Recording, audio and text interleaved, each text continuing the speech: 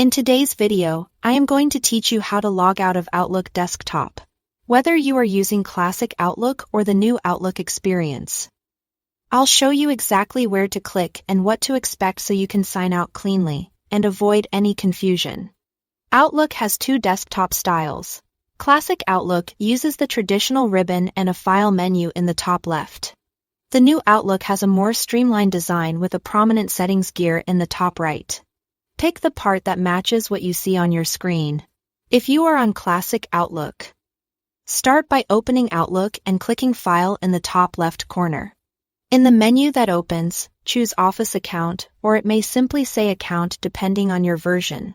On that page, click Sign Out. Outlook may prompt you to close all Office apps to complete the sign out.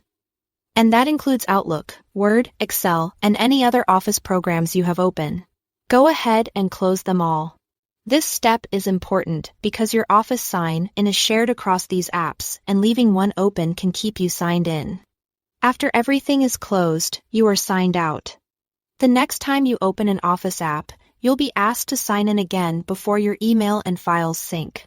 If you are using the new Outlook, click the settings gear icon in the top right corner.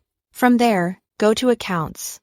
Find the email account you want to log out of and click Manage next to it. Scroll down and select Remove Account from Outlook. Then confirm. This removes the account from the Outlook app on this device and effectively logs you out. It does not delete your email account or mailbox from the server. It only disconnects it here. You can add it back later if you need to.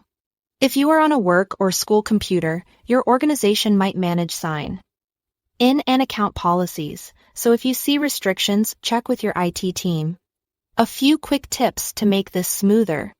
Before signing out or removing an account, make sure any unsent drafts are saved to the server or copied somewhere safe. If you plan to sign back in later, have your sign-in information handy so you can reconnect without delays.